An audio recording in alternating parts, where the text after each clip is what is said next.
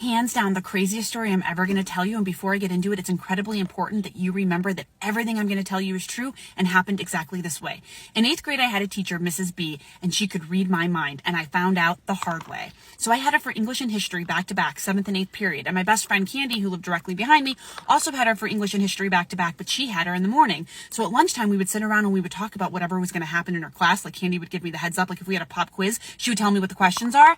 And about halfway through the school year, I'm looking out the window and there's a little bit of a car accident. Now, Mrs. B can't see that from where she's sitting, but she gets up and she goes to the window and she's like, I hope everybody's okay. And I'm like, that's weird. You couldn't see that.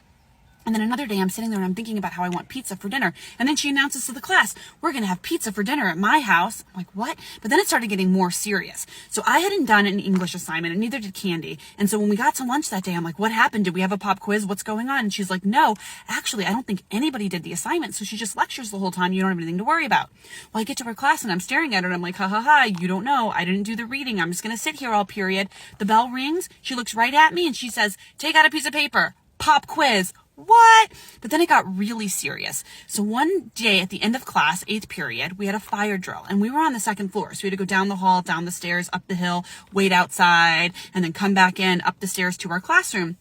So we do all of that. And then she gives us free time because it's the end of the day. And I look over at her and she's like using an inhaler and she's having a hard time breathing. Now I'm like 12 and I'm thinking to myself, you know, if you took better care of yourself, you might not have these breathing issues. And right then she locks eyes with me and starts sobbing. So I freak out and I go home. Now I've been telling my mom all about this along the way and my mom's like, you're crazy. And I'm like, no, she can read my mind. I know it. My mom's like, well, then you got to prove it somehow. So we come up with this plan that I'm going to think of a word and I'm going to chant it over and over and over until it drives her insane. And then she's going to have to say something. So I come up with the word popsicles because like, who's going to say the word popsicles? So I go to 7th period and I sit down and I don't tell Candy any of this. Okay. So I get to 7th period and I sit down and I don't say the word out loud, but popsicles, popsicles, popsicles in my head over and over.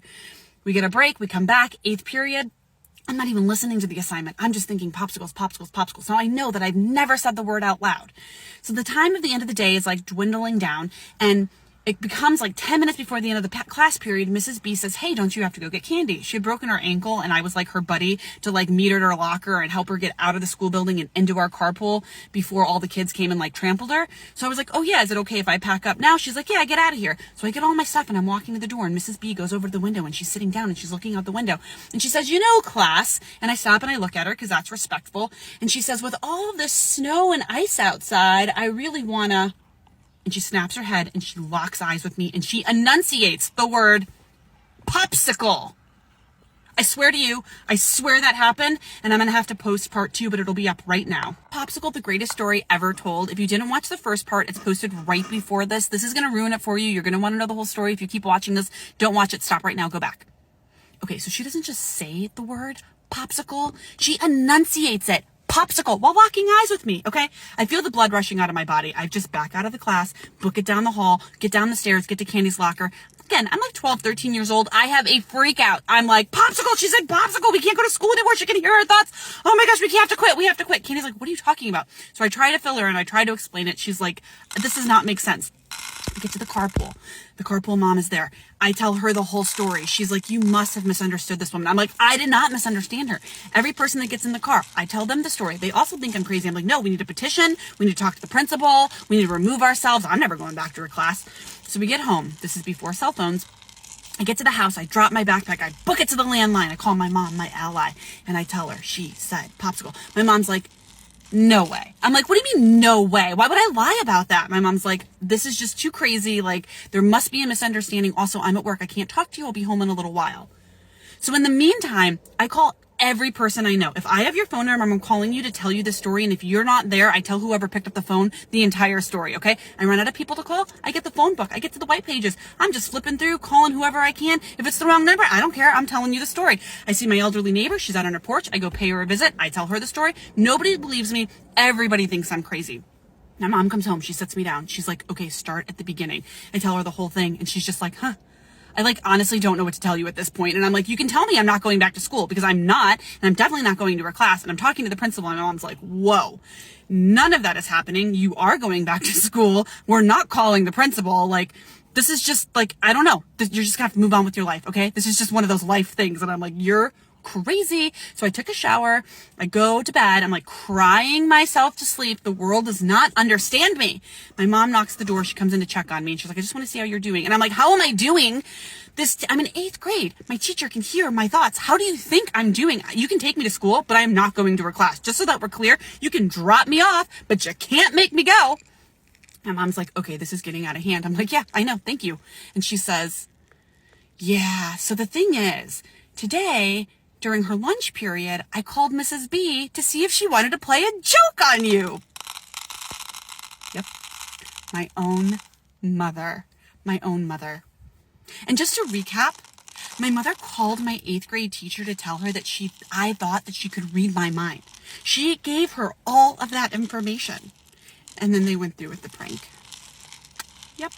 I took a handful of gap years between high school and college, so when I eventually went back to college, I was a little bit older than a lot of my classmates. And I went to school in Manhattan, and I met a girl in one of my classes who we hit it off, and we found out that we lived in the same neighborhood, which is a big deal when you live in Manhattan. So we're talking, and she says, hey, I'm having a party this weekend. You should come. I'm like, great. She adds me on Facebook. She adds me to the invite. I go home. I look at it. It's a themed party. Now, I love themed parties, and I go all out on these parties, right?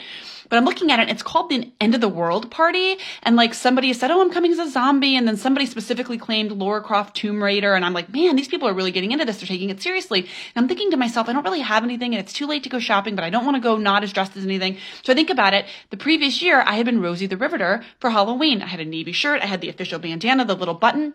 In the back of my mind, I'm like, Rosie the Riveter could probably kick some zombie ass. So I decide if I go to the party, that's what I'm gonna go dressed as.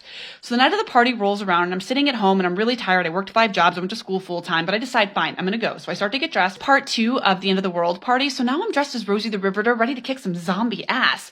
But it's kind of late and I'm kind of tired. So I decide, even though it's walking distance, I'm just gonna jump in a cab. Therefore, I'm not gonna stop at a liquor store. I check out what I have. At the time, I was working for the Blind Wine Lady. Now, this wasn't a bottle of our wine, but instead it was like a really nice bottle of wine that I just happened to have laying around. So I decide I'm going to take it. Go downstairs. I get in a cab. I get there. I buzz. Somebody lets me up. It's a 5th floor walk up. I get up to the party. It's like blaring music. I open the door. The second thing I notice is that I don't think everyone at this party is exactly 21. It feels like a very young party, and that kind of has me backpedaling a little bit because I don't want to be involved. I am of age. But the first thing that I notice is that nobody, and I mean nobody else, is dressed in a costume. Now, it's not that bad because I just have my bandana, but I'm feeling embarrassed, but I'm not going to whip it off. So I'm like, all right, just play it cool, whatever. I go into the kitchen to make myself a drink to open my bottle of wine. And I noticed that they have like the cheapest vodka possible and then a bunch of Sunny Delight. And that's what everybody's drinking, which also freaked me out. On part 3 of the End of the World Party. So these kids are drinking like the cheapest vodka possible mixed with Sunny Delight, which still makes me giggle. And I have this very expensive bottle of wine, but it's all I have. So I open it up. I pour half a solo cup and then I decide to go look for my friend. Well, I find her. She's in the living room grinding up on some girl. Music is blaring. There's like people are smoking pot. Like the whole thing is just like filled with smoke. There's a balcony, which has way too many people on this balcony. Like I'm pretty sure it's going to break. And then I realize how much older I am than everybody that I'm worrying about the stability of this balcony and also that people are underage and I'm not. Anyhow, she sees me, she runs over, she gives me a hug, and then she's like, are you in costume? Did you really wear a costume? What are you? What is that? Doesn't understand it. Nobody gets it. Everybody's like, what's happening? Now I'm like the center of attention. I'm completely sober. Everybody's like wasted. And I'm like, oh my gosh, I got to get out of here. Maybe I'll just stay for a little bit. And then this girl walks into the kitchen holding my super expensive bottle of wine. And she's like, guys, somebody left a bottle of wine in the kitchen. And then just starts chugging it. And it's like dripping down her face. And I was like, I'm just going to run to the bathroom. And I just left and went home. I was too old for that. I met this couple at a bar in New York City and we hit it off. And it turned out the husband was on a cooking reality show. And at first they thought I was a groupie. And then they realized I had no idea who he was.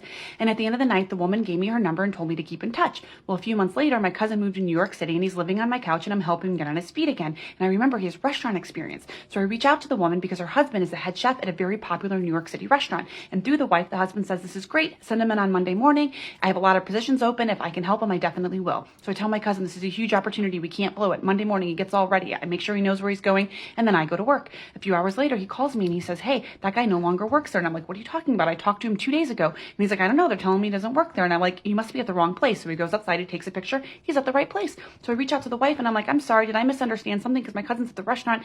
And she replies with funeral arrangements. The guy had a heart attack the night before. And the restaurant was in shock. And they weren't telling my cousin he didn't work there. They were saying he's no longer with us. I had just started dating this guy. Like, we had only been out a couple of times, and I went to watch him play kickball. He was on a league with some friends of his. And afterwards, we went back to his apartment so we could shower and change before we went out to dinner. Now, I had never been to his apartment. Again, we'd only been dating for like a month. So while he was in the shower, I go snooping around his apartment, and I find a piece of mail that is addressed to both of us, like his full name plus my full name.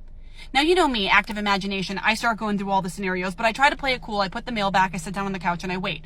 When he's finished getting ready, he comes into the kitchen and he says, "Oh, I have something to show you." And he holds up the piece of mail, and I'm like, "What? What is that?" And I go into the kitchen and he says, "Well, I'd really like to take you on a date to the New York City Transit Museum, but I went ahead and got the membership because it allows you other opportunities, like you can tour the abandoned subway systems." And he says, "But I put you on the membership because it also includes kids, and I thought that maybe you'd want to take your nanny kids one day." Don't worry, I married him.